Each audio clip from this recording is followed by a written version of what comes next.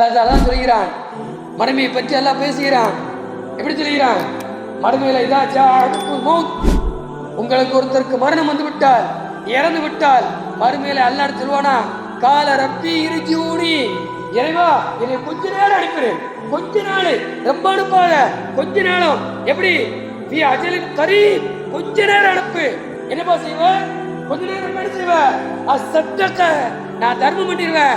வீட்டுல கோடி கோடியா வச்சிருக்கேன், என்னுடைய பேங்க் பேலன்ஸ் அவ்வளவு கிடக்கு, சொத்து அவ்வளவு கிடக்கு, வீடு வாகனம் எவ்வளவோ வைத்திருக்கிறேன், உலகத்தில் அவ்வளவு சம்பாதித்து வைத்திருக்கிறேன், கொஞ்ச நேரம் அனுப்பினா போதும், நான் சத்தக்க வாக்குமின சாலினி, எல்லாத்தையும் தர்மம் பண்ணிட்டு நான் நல்லவனா மாறிடுவேன், அல்ல என்னை கொஞ்ச நேரம் அனுப்பி என்று சொல்லுவான்.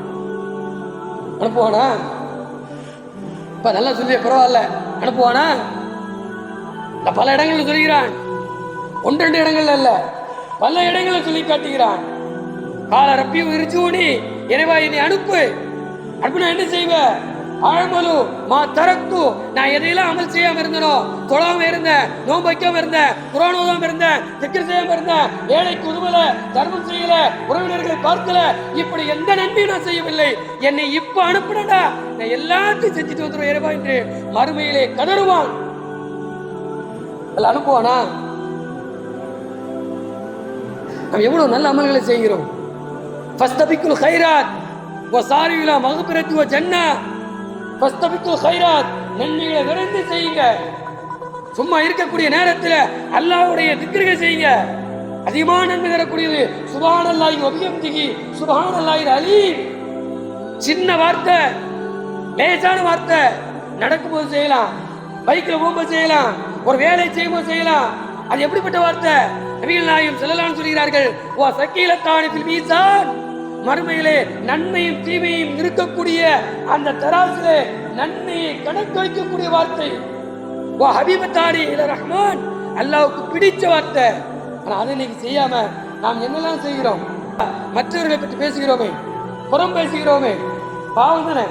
மற்றவர்களை பேசுவதற்கு நமக்கு என்ன அருகதை இருக்கு? மறுமையிலே சில நபர்கள் மூட்டை மூட்டையாக ஜக்காத்துடைய நன்மை, நோம்புடைய நன்மை, தொழுகையுடைய நன்மை, திக்ருடைய நன்மை, குர்ஆனுடைய நன்மை, எல்லா நன்மைகளையும் கொண்டு வருவான். அவனுக்கு எதிராக ஒரு கூட்டமே இருக்கும், நன்மையை மூட்டை மூட்டையாக கொண்டு வருவான், கொண்டு வந்து நிற்பான் எல்லாரும் முன்னாடி. ஆனால் அவனுக்கு எதிராக பல நபர்கள் நிற்பார்கள், சொல்லுவார்கள், இறைவா லரபகாதா, நான் ரோட்ல போய்கிட்டு இருந்தேன், நான் எளியவனா இருந்தேன், என்னை சும்மா அடிச்சான். ஓ சபக்க காதா, இவன் ரத்தத்தை ஓட்டுனா அடிச்சு என்னை வச்சு ஹதப காதா, என்னை இட்டு கட்டி பேசினா, ஊர்ல என்னை பத்தி தப்பா பேசினா, என்னைய இழிவுபடுத்தினா, என்னை கேவலப்படுத்தினா, ஊர்ல எந்த விஷயங்களா இருக்கிறோ அத்தனை என்னை பற்றி பேசினான் என்று மறுமையிலே முறையிடுவான். அல்ல நீதவான் இல்லையா? நாம இந்த உலகத்துல நமக்கு தெரிஞ்சவன், பணம் இருந்தா அல்லது பதவி இருந்தா, ஊர்ல பெரிய ஆளா இருந்தா சட்டம் மாறும். இறைவன் அப்படிப்பட்டவன் கிடையாது. அல்ல நீதவான் இல்லையா? கேப்பா, என்ன வச்சிருக்க? இவன் சக்காத் கொண்டு வந்த நன்மை இருக்குல்ல, அதை அப்படியே எடுத்து அவன் கொடுப்பான், தொழுகையுடைய நன்மை கொடுப்பான். இப்படி நன்மைகளை எடுத்து எடுத்து கொடுத்து மூட்டை மூட்டையா கொண்டு வந்தவன் அவனுடைய நன்மை அனைத்தும் அழிந்து, நன்மை இருக்காது, நன்மையே இருக்காது. எல்லாம் மறுபடியும் பார்ப்பான், இன்னும் கியூல நிற்பாங்க. என்னப்பா செய்ய? வா, நீ என்ன செஞ்ச? எல்லாம் குடிச்ச, பொய் பேசின, புறம் பேசின, அந்த பாவச்சுமதான் இங்க இருக்கு, வேற எதுவுமே இல்லை. அந்த பாவங்களை எடுத்து எவன் நன்மையாக கொண்டு வந்தானோ, நன்மைகளை கண்கூடா பார்த்த அந்த நபர் கடைசியாக மற்ற மனிதரை பற்றி புறம் பேசி, பொய் பேசி, பல்வேறு தவறான விஷயங்களை செய்ததின் காரணமாக அவனுடைய பாவத்தை இவர் சுமந்து நரகத்திற்கு செல்வார். இவர்தான் முஃப்லிஸ், திவாலாகி போனவன் என்று சொன்னார்களே. நான் அல்லாஹ் சொல்கிறான், ஃபல் தன்னுர் நஃப்சும் மா கத்தமத்தில் கதீர். உலகத்தில் ஒன்றும் இல்லாமல் அந்த நீ இவ்வளோ சம்பாதித்து பண்ணியிருக்கிய, வீடு உண்டாக்கியிருக்க, வாகனம் வாங்கியிருக்க, படிப்பு வாங்கியிருக்க, பதவி வாங்கியிருக்க, பட்டங்களை வாங்கியிருக்கிற, இந்த உலகத்தில் ஒன்றும் இல்லாமல் பிறந்த நாம் இன்றைக்கு ஒரு அளவிற்கு முன்னேறி இருக்கிறோமே, மறுமைக்காண்டி என்ன செய்து வைத்திருக்கிறோம்? அப்போ அந்த வாழ்க்கைக்காண்டி நாம் தயார்படுத்த வேண்டும். நன்மைகளை அதிகமாக செய்ய வேண்டும், தீமைகளை குறைத்துக் கொள்ள வேண்டும், பாவங்களை குறைத்துக் கொள்ள வேண்டும். அதனால தான் ரசூலுல்லாஹ் சொன்னாங்க, வஸூரு பில் குபூர், கபர்ஸ்தானை போய் பாருங்க, சந்தியுங்க. அங்க போய் பார்த்தா ஃபைன்னகா துதக்கிரு பில் ஆখিরা, அது மறுமையை ஞாபகப்படுத்தும், மறுமை சிந்தனைப்படுத்தும்.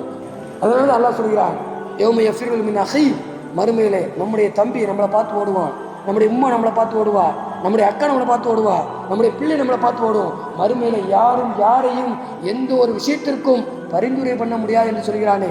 அப்போ அந்த உலக வாழ்க்கைக்காக வேண்டி நாம் இந்த உலகத்தில் இருக்கக்கூடிய சொற்பால வாழ்க்கை சரியான முறையில் பயன்படுத்தி டெய்லி ரொம்ப செய்வானா. அல்லாவுக்கு பிடிச்ச அமல் என்ன தெரியுமா? குறைய செஞ்சாலும் நிரந்தரமாக செய்யணும். ஒரு நாளைக்கு ஒரு பக்கம் குரான் ஓதமா, அதை விடக்கூடாது. அதை நம்ம விடக்கூடாது. வாழ்க்கையில் ஒரு பக்கம் ஓதணும் போதும், ஆனால் அதை விடாமல் ஓதணும். ஒரு 100 சுபானில் சொல்லணும், ஆனால் அதை விடாமல் ஓதிக்கிட்டு இருக்கணும். அதனால தான் சொன்னாங்க, ஒயின் கல் அதுவும் முகா, கொஞ்சமாக செஞ்சாலும் நிரந்தரமாக செய்ய என்று. அப்போ அப்படிப்பட்ட நன்மைகளை எவ்வளவோ இருக்குது. சொந்த பந்தங்களை பார்ப்பது, ஏழைக்கு உணவளிப்பது, மற்ற நன்மையான காரியங்கள், இறைவனை திகிர் செய்வது, குரான் ஓதுவது, தர்மம் செய்வது, மற்றவர்கள் சும்மா சிரித்த முகத்தோடு பார்த்தா கூட நன்மைன்னு சொல்லுகிறது இஸ்லாம். ஒரு பாயை பார்த்து இஸ்லாமுக்கு நல்லா இருக்கா, சிரித்த முகத்தோடு பார்ப்பது தர்மம் செஞ்ச நன்மை என்று சொல்கிறது. நம்முடைய மனைவிக்கு ஒரு கவலை மூட்டி விட்டால் அதற்கு அல்லாஹ் நன்மையை தருகிறான். சும்மா மனைவிக்கு ஒரு கவலை மூட்டி விட்டால் நன்மை கிடைக்கிறது. இப்படி அதிகமான நன்மைகளை நாம் செய்து பாவங்களை குறைத்து கொண்டு எப்படி இந்த உலகத்தில் ஒன்றுமில்லாமல் இருந்த நாம் சொத்து பத்துகளையும் நமக்குள்ள பதவி பட்டங்களையும் நாம் வாங்கியிருக்கிறோமோ, இதே போல அல்லாஹ் மறுமையிலே ஜன்னத்துல் ஃபிர்தௌஸ் என்ற சொர்க்கத்தை பட்டமாகவும் பதவியாகவும் நாம் வாங்கி கொண்டு குடும்பத்தோடு சந்தோஷமாக இருக்கக்கூடிய பாக்கியத்தை அல்லாஹ் உங்களுக்கும் எனக்கும் தந்திரபுராக கூறி என் உரையை முடிக்கிறேன். வாஹிதவானா அல்ஹம்துலில்லாஹி.